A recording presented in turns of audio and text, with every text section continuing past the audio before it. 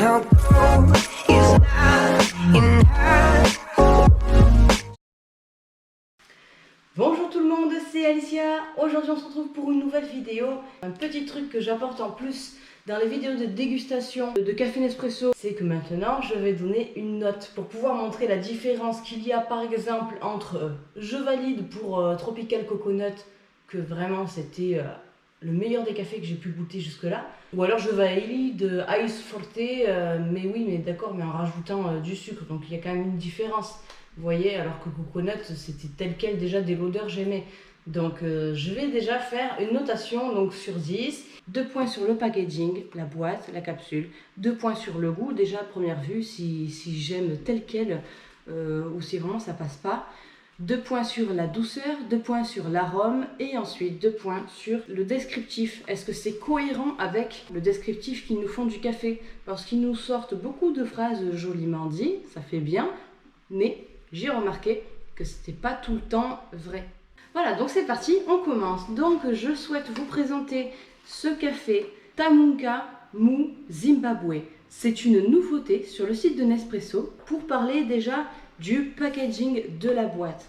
Cette fois-ci, ils n'ont pas mis Nespresso. Là, ils ont écrit en petit dans un cadre, alors ça change, mais je trouve ça un peu moins joli du coup. Pour ce qui est du décor, ils ont mis le paquet, ils ont bien décoré, ils ont mis tout ça en vert, comme pour Tamunka Mu Zimbabwe. Ensuite, de ce côté, on nous rappelle Tamunka Mu Zimbabwe, c'est un 40 ml et il nous annonce une intensité de 5 sur 11.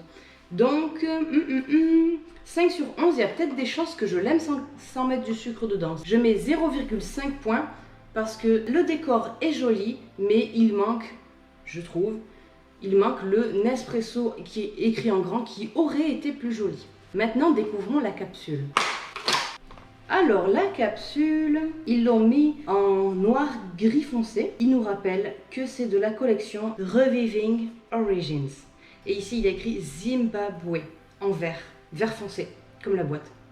Sur un fond, on va dire, gris foncé noir, moucheté gris en fait. Donc, je la trouve jolie et je y mets un point. Donc, ici, il nous rappelle que c'est le nom du café, Tamunka Mu Zimbabwe. Et il nous rappelle, c'est un 40 ml. Maintenant, on va goûter. Comme c'est une petite tasse, 40 ml, j'ai mis très haut le support pour la tasse. Et ma cafetière est prête, c'est parti. Ça y est, c'est fini. Il me paraît bien corsé, parce qu'il est quand même d'un marron très foncé. On pourrait même dire que c'est un café bien noir. La mousse est assez liquide, c'est joli. Ah, là, il devient un petit peu moins noir. Là, ça me rassure. Question intensité. Déjà pour l'odeur. Il sent très bon. C'est une odeur agréable. Et en effet, il ne sent pas le café très corsé.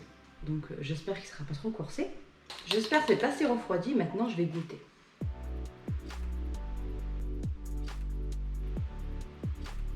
Déjà, en goût, je donne 1 point sur 2 parce que j'arrive à l'apprécier. Mais c'est pas non plus, je trouve pas, voilà, super bon. Pour l'intensité, comme la douceur surtout, parce que moi c'est ce que je recherche, c'est surtout la douceur. Comme je l'avais dit, d'intensité 5 sur 11, comme ils disent sur la boîte, c'est juste ce qu'il faut pour que je l'apprécie sans mettre de sucre. Donc, pour l'intensité et la douceur, plutôt pour la douceur, je lui mettrai 1 sur 2.